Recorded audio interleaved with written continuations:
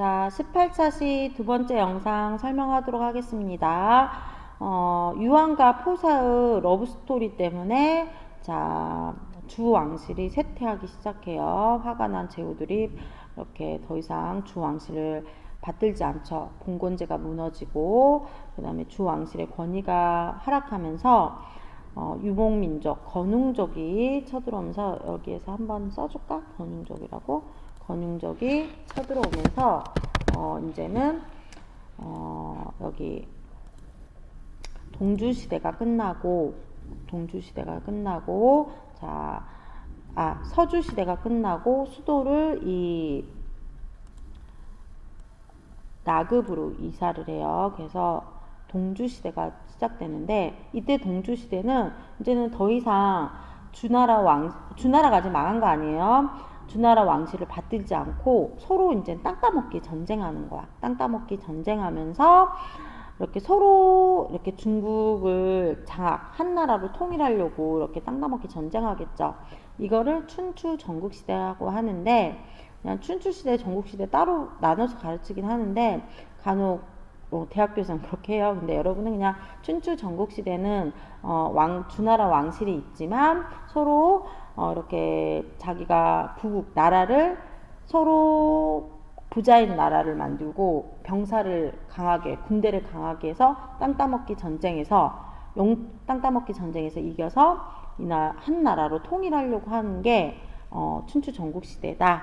자, 그러면서 한마디로 여기 이 시대는 여러분 강한 자는 살아남고 약한 자는 먹힌다 라고 생각하시면 돼요. 그래서 이 나라를 뭐라 그러냐면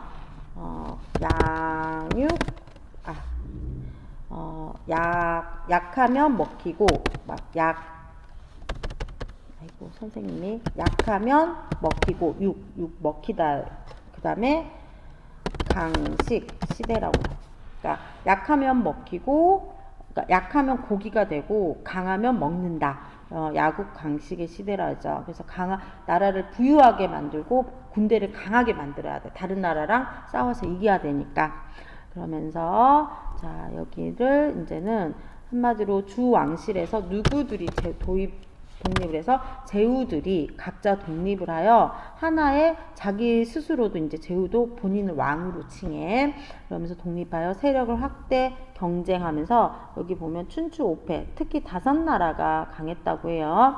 그 다음에 전국시대는 7나라가 강했다는데 여러분 이 춘추 전국시대가 나라가 얼마나 많게 쪼개져 있었냐면 220개 정도였대요. 가장 많을 때 220개로 나눠가지고 서로 땅 따먹기 전쟁하면서 이긴 나라는 그 진 나라를 합치고 이러면서 점점점 강한 나라가 약한 나라를 꿀꺽꿀꺽 해가지고 이렇게 몇 개의 세력으로 나뉘게 된 거. 나중에는 춘추 5개의 나라가 강했다. 그 다음에 전국시대는 7개의 나라가 강했다. 라고 해서 춘추 5패 전국 치루. 자, 약 550년간. 와, 땅 따먹기 전쟁 진짜 오래 가네요. 자, 근데 이게 사실은 여러분 춘추 전국시대가 왜 시작이 됐냐. 그러면, 우리가 다른 나라 역사할 때도 선생님이 얘기를 했는데, 이렇게 전쟁이 심해지는 거는 여러분 잉여 생산물이 많아져서 그래요. 잉여 생산물이 많아졌다. 이제는 우리 서양사회 할 때도 얘기했어. 철기가 도입이 되면서 땅 따먹기 전쟁이 본격화된다고 그랬죠. 철기가 도입이 되면. 그래서 여러분 청동기는 되게 다이아몬드급 으로 비싼 금속이야. 만들기도 쉽지 않고 무르고 이게 되게 많지 않기 때문에 지도자들만 다 가질 수 있었거든요. 그런데 철기는 만들기도 쉽고 가격도 싸고 흔해. 그리고 단단해. 그래서 사람 죽이거나 농사 짓기에 되게 적합한 기구였던 거죠. 그래서 이 철기 시대에 그러니까 철기 시대에 들어간 거야, 중국이. 그러면서 이 철기를 가지고 무기도 만들고, 그래서 기존에는, 이렇게 지도자만, 왕이라든지 제후들만 이렇게 청동검을 가지고 있었는데, 이제는 모든 병사들이 칼을 가지고 있는 거야. 모든 병사들이 방패를 가지고 있고 모든 병사들이 갑옷을 가지고 있고 그래서 전쟁이 더 본격화됐겠죠. 그래서 옛날에 청동기 시대는 소규모의 전쟁이었다면 이제는 모든 일반 병사들도 철제 무기로 이렇게 무장을 했기 때문에 더 많이 치열하게 싸웠겠죠. 영토 확장 전쟁이 더 치열하게 나타난 거야. 그리고 잉여 생산물이 많아진 거는 기존에는 나무로 만드는 뭐 이렇게 농기구로 할 때는 금방 부러지고 이렇게 땅을 깊게 못 갈기 때문에 그 땅에서 농사 지을 수 있는 게 한정적이었거든요. 근데 이제는 철로 만든 농기구가 도입이 되자 농업 생산량이 거의 100배 100배까지는 아니고 한 10배 상승했다고 생각하시면 돼요. 그러면 잉여 생산물이 많았기 때문에 지도자들은 피지배자들한테, 그러니까 자기 밑에 있는 농민이라든지 노예들한테 더 뺏을 게 많아졌겠죠. 그러면서 이렇게 지도자들은 더 부자가 되는 거야. 그러니까 철제 농기구로 뭐가 많아졌다? 반드시 써놓으세요. 잉여 생산물이 많아졌다. 그래서 이 잉여 생산물을 서로 차지하기 위해서 이렇게 전쟁도 더 치열해지고 그랬다. 반드시 기억하세요. 춘추 전국시대는 뭐의 시작이다? 자, 뭐의 시작이다? 반드시 별표 하나, 철기가 도입돼서 그런다는 거 별표 3개 쳐놓으세요. 그래서 땅 따먹기 전쟁도 심해졌고 철제 농기이기 때문에 잉여 생산물도 많아졌다. 그래서 자, 이런 혼란기야. 사실 전쟁이 계속 550년 동안 전쟁했으면 얼마나 사람들이 먹고 살기 힘들었겠어요. 그런데 사실은 이 혼란기이면서도 동시에 발전기 철제 농기구로 생산물도 많아지고 영토도 더 커지고 이렇기 때문에 발전기이기도 해요. 그러면서 이렇게 엄청나게 많은 나라, 최고 많으면 220개로 쪼개졌다고 그랬잖아요. 그 220개의 나라 중에 다른 나라한테 먹히지 않으려면, 다른 나라를 크게 만들려면 이게는 이제 쪽수 싸움이거든요. 사람들이 많이 살고 인구가 많고 이러면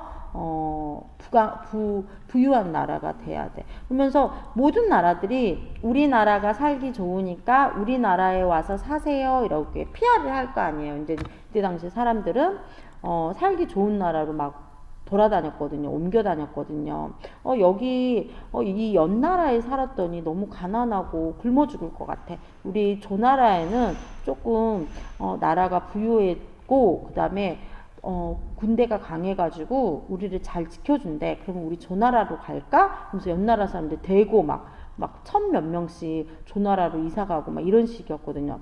그러면 이렇게 각 나라의 제후들이 우리나라는 되게 부자고 우리나라에 들어오면 굶지 않고 부유하게 살 수 있고 그 다음에 군대가 강하기 때문에 너희를 다른 나라로부터 지켜줄 수 있어. 부국강병을 우리나라. 그래서 모든 나라들이 나라가 더 강해지기 위해서 이 220개의 나라가 부국강병을 모든 나라가 추구를 해요.